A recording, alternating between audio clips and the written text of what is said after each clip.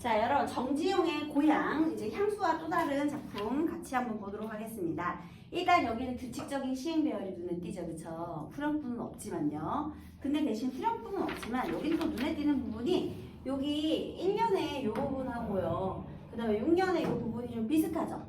고향 그리던 고향 뭐 이런 거 비슷하잖아. 그래서 우리 이렇게 처음과 끝이 같은 구성을 뭐라고 하죠?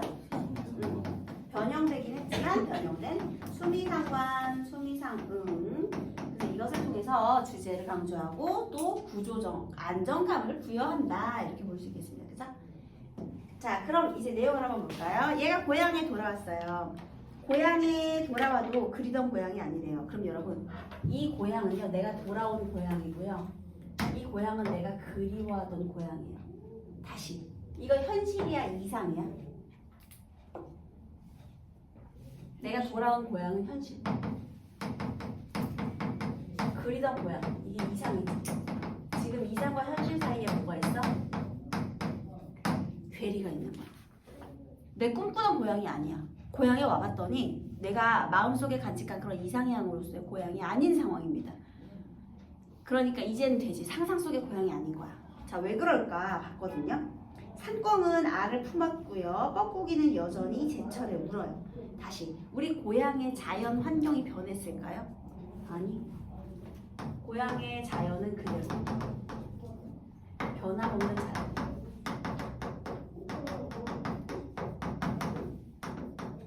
고향이 지금 외관이 변한 게 아니에요. 자, 그 다음에 뻐꾸기가 우리 산꿩은 여전히 알을 품었고요. 뻐꾸기는 여전히 울어요. 뻐꾸기 운다. 이거 무슨 심상이게요? 네, 청각이에요. 어쨌든 변함은 없어요. 그렇지만 뭐가 문제여서 자연이 문제가 아니야. 뭐가 문제야? 네, 마음. 이게 문제야. 마음은 제 고향을 지니지 않고 먼 항구로 떠도는 구름. 아, 내 마음이 항구로 떠도는 구름 같대. 이거 무슨 법이게요? 마음은 구름이다. 얘들아, 구름은 한 자리에 머물지 않고 계속 방황하죠. 아, 그러니까 고향의 자연은 변함이 없는데 뭐가 문제야? 마음, 방황하는 마음이 문제.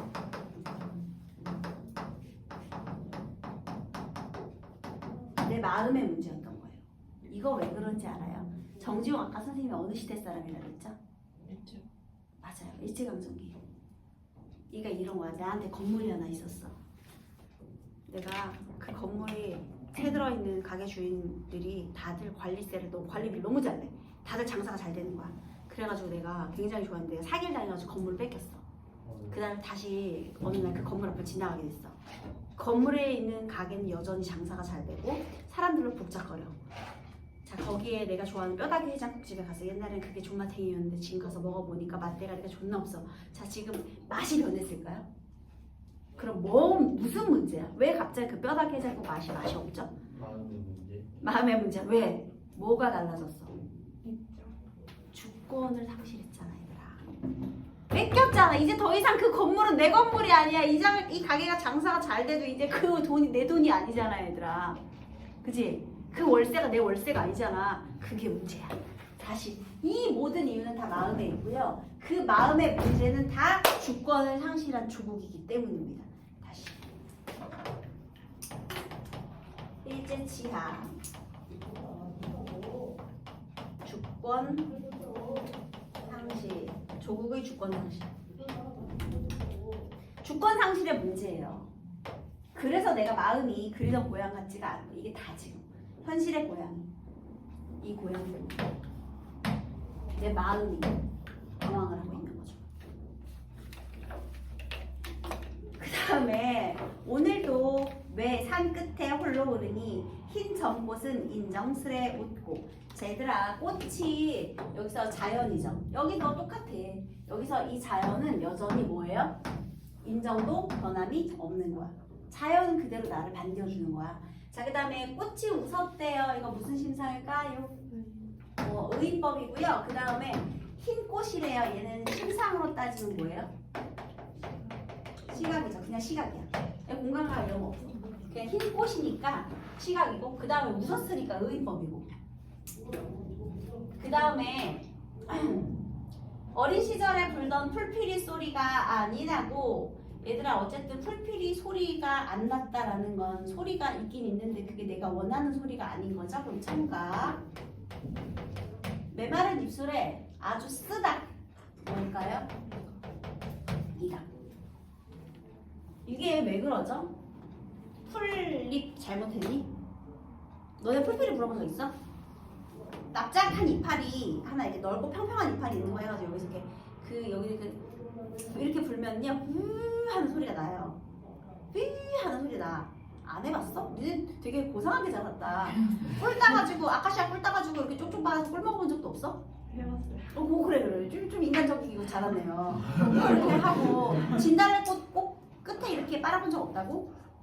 우리는 이게 흑역을 잘하네. 선생님도 서울 출신이긴 한데 왜 안 해봤죠? 나중에 농약 때문에 이거 때문에 그래도 한번 그 진달래꽃 이렇게 따가지고 그 꽃 이렇게 있잖아요. 수술이 이렇게 올라오는 이 끝부분 있잖아요. 거기 이렇게 쪽쪽 빨면은 거기에 꿀이 있기 때문에 굉장히 달단 말이에요. 그런 경험 한 번씩은 해봐야 되지 않겠냐? 농약도 농약인데 여러 개를 먹으니까 이만큼을 먹을 건 아니니까 한 번 정도는 한번 이렇게 끝에 이렇게 따가지고 한번 해보세요. 다음 봄에는 꼭. 그 되게 신기하단 말이에요. 그런 경험도 중요하니까. 그래서 우리 꿀벌들이 왜 이렇게 꿀 따라다니는지 이해를 할 수가 있어요. 되게 달거든요. 맛있어요. 자, 그래 중요한 거는 풀피리 소리가 또 옛날 소리가 나지 않는 것은 누구의 문제다? 내 마음의 문제예요. 내 마음의 문제야. 고향은 변함이 없는데 내 마음은 달라졌기 때문에 이 마음의 문제야. 그래서 마지막에 고향에 돌아와도 똑같죠. 이 고향은 내가 현실 돌아온 실제 고향이고요. 그리던 고향, 그리던 하늘 이게 바로 이상입니다. 똑같이 이상과 현실과의 괴리, 단절감, 괴리감 이것을 한 번 더 강조하고 있는 거죠. 어때요 여러분? 금방 이해가 됐죠? 그래서 이거는 마음의 문제다 이렇게 이해하시면 되겠습니다. 그래서 노프르구나 이렇게. 그래서요 거기 이해와 감상을 잠깐 보시면요. 이 상실감이 고향의 황폐화 때문이 아니라 자신의 정서와 인식의 변화로 인한 상실감이다. 그래서 이건 상실감이 들어가기 때문에 우리 아까 그 고향에 대한 그림과는 좀 다르죠. 그죠? 향수하고는 좀 다른 고향이에요. 수미상관이고요. 후렴구가 없습니다. 그리고 또 둘 다 공통점이라고 하면 왜 우리 공통된 특징으로 옳은 것은 이런 것도 많이 물어보잖아요. 둘 다 감각적이에요. 왜? 정지용 씨니까. 감각적인 특징을 드러내고 있다 되겠습니다. 자, 시간이 남으니 백석의 여순까지 보도록 하겠습니다. 키포인트 체크 볼게요. 돌아온 고향에서 무엇을 느꼈을까요? 답 가리고 상실감. 변함없는 고향의 자연과 변한 화자의 마음. 이게 대조가 되고 있네요.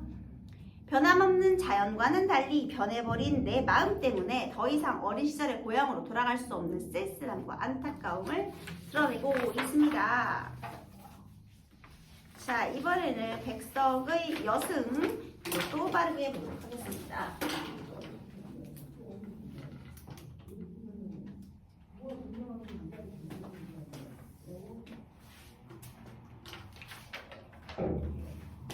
백석 시인도 일제강점기 시인이거든요. 여자 스님인데요. 백석의 여승 이거 중학교 때 배우지 않았나요? 배웠어요. 그치? 배웠을 텐데. 여기서 중요한 포인트는 시간의 재구성, 사건의 재구성이거든요. 한번 볼게요.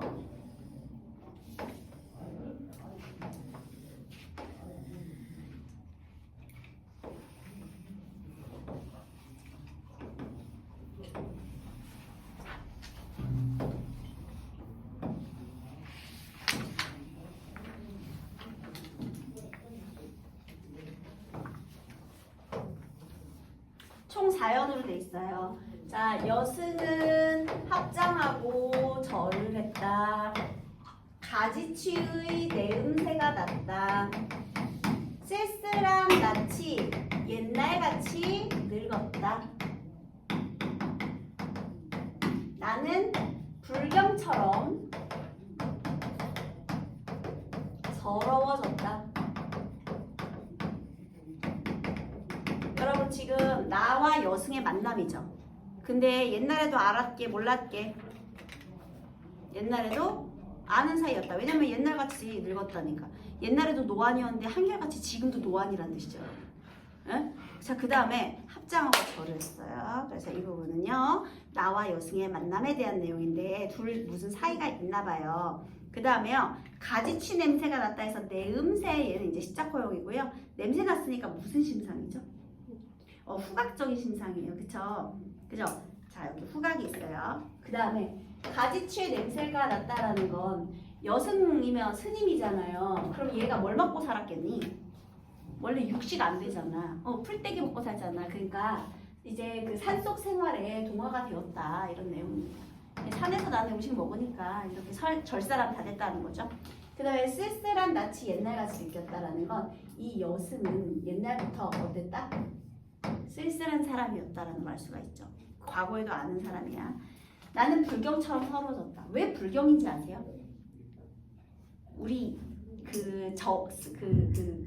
불교에서는 인연, 운명 이런 거 되게 중요하게 생각하잖아요. 인연과 운명의 의미를 담아서 불경처럼이라고 얘기를 하는 거예요. 그러면 이거는 이 여편 내에 개인의 잘못으로 인한 쓸쓸함이 아니야. 잘 봐봐. 평안도의 어느 산 깊은 금전판. 우리 황금광 시대라고 혹시 들어보셨나요? 일제강점기 때 우리나라가 이제 그 자원수탈을 많이 당했잖아요. 그래서 특히나 이제 금은 이런 걸 막 엄청나게 해갔거든. 그래서 금광 개발이 어마어마했어요. 그래서 거기에서 노동력을 많이 필요로 했기 때문에 우리나라 사람들이 많이 착취를 당했죠. 그때 나는요, 파리한 여인에게서 옥수수를 샀어요. 그 다음에 이 여인이요, 나이 어린 딸아이를 때리며 가을밤같이 차게 울었어요.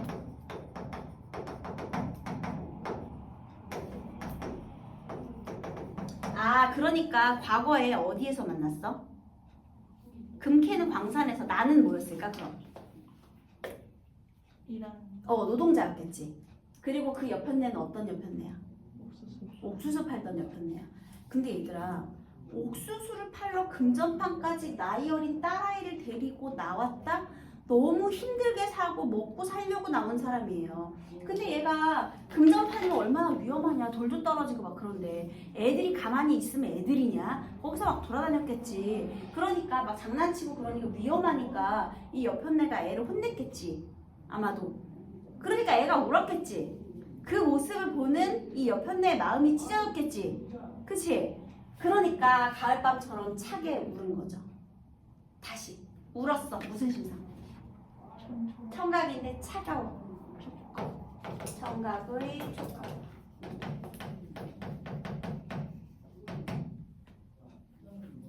얘가 여기서요, 여인이 울은 거잖아요. 그치? 그런데 여기서 울 때, 아이고 왜 이렇게 막 내 인생은 왜 이만해야 이러면서 막 울면 별로 안 슬퍼 보이지. 근데 애를 혼낸 다음에 차게 울었다는 건 감정을 절제하면서 우는 느낌이잖아요. 너무 슬퍼 보이지. 인생이 기구하고. 그럼 얘가 도대체 왜 금전판까지 흘러들었느냐? 섣벌이 일벌이거든요. 이 직유법이죠. 섣발같이 나아간 지아비를 기다려 10년이 갔다. 남편이 돈 벌러 간 거예요. 근데 지아비는 돌아오지 않고. 얘들아, 이 지아비가 가정을 내팽개치고 그냥 도망간 사람이 아니에요. 왜냐면 섣벌이라는 표현을 썼잖아. 돈 벌러 나간 거야. 근데 너네도 알겠지만 일제강점기 때 돈 벌러 가서 진짜 돈 벌어온 사람 있냐? 없어. 이게 이렇게 그냥 뭐 달콤한 꼬임에 넘어가가지고 갔겠지. 근데 이제 못 오는 거야. 그러면 이제 지아비가 돌아오지 않잖아요. 그러니까 금전판까지 와서 힘들게 옥수수라도 파는 거야. 먹고 살려고. 어린 딸은 나중에 이렇게 되고요. 어린 딸은 지아비는 안 돌아왔고요. 그 다음에 어린 딸은 도라지 꽃이 좋아. 너네 도라지 꽃 혹시 무슨 색인지 알아요? 보라색이에요. 도라지 꽃이 좋아. 돌무덤으로 갔다. 어떻게 됐다는 걸까요? 죽었다. 그래서 도라지, 돌무덤 다 돌아갔다, 죽었다 이런 의미가 있고요. 그 다음에 보라색의 이미지에 또 죽음의 이미지 자체도 있고요. 근데 그거를 좀 미화해서 표현한 거죠. 도라지 꽃이 좋아서 돌무덤으로 갔다는 표현으로 애가 죽었고요. 산꿩도 서럽게 울은 슬픈 날이 있었다. 산 절의 마당 귀에 구퉁이에 여인의 머리오리가 눈물방울과 같이 떨어진 날이 있었다. 자, 여러분 이제 사건을 재구성해 보겠습니다. 이 중에서 가장 먼저 일어난 사건은 무엇일까요? 이 여자가 금전판을 외우게 됐죠? 남편이 일하러 이게 1번 남편이 일하러 갔어. 어쨌든 10년이 가진 않았겠지만 지하기까지. 이렇게 남편이 돈 벌러 나갔어.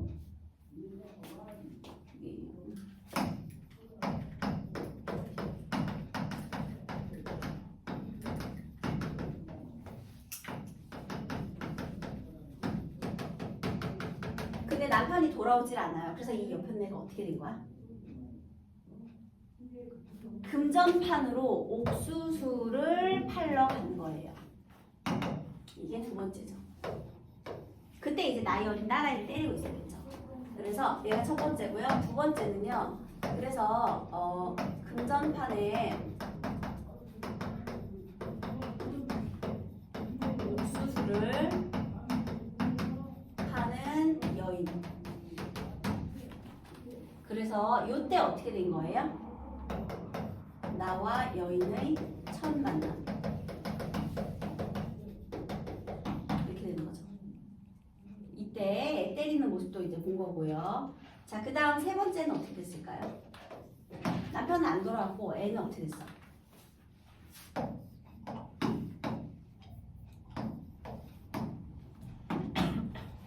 어린 딸이 죽었어.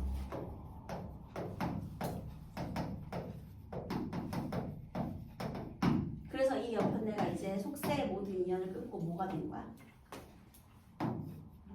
뭐가 된 거예요? 여승이 되었죠.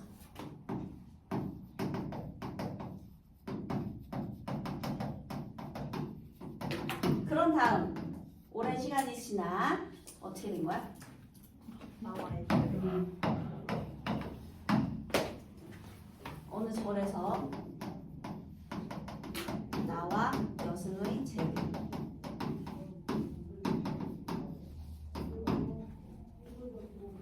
그러니까 얘가 진짜 무슨 종교적인 무슨 깊은 깨달음이 있어서 여승이 된 게 아니잖아요. 속세가 너무 슬프게 하니까 속세를 끊어내려는 의미로 고통에서 이겨내기 위한 어쩔 수 없는 선택으로 여승이 된 거잖아요. 그러니까 옛날이나 지금이나 계속해서 쓸쓸하고 늙었죠. 그죠? 자, 그럼 다시요. 여기서요 표현 방법 조금만 더 볼게요. 어쨌든 어린 딸은 도라지꽃이 좋아서 돌무덤으로 갔고요. 산꿩이 서럽게 울었대요. 얘들아, 산꿩. 너네 꿩 어떻게 우는지 알지? 꿩! 이렇게 울어요. 그래서 꿩이에요. 꿩! 이렇게 울어 진짜. 고라니 확 울잖아. 근데 꿩도 꿩 울어요. 그래서 산이 울려 쩌럭쩌럭. 꿩! 이렇게 운단 말이야. 폭탄 터지는 거 마냥. 그래서 우리 사실 산꿩 소리는 서럽지 않아요.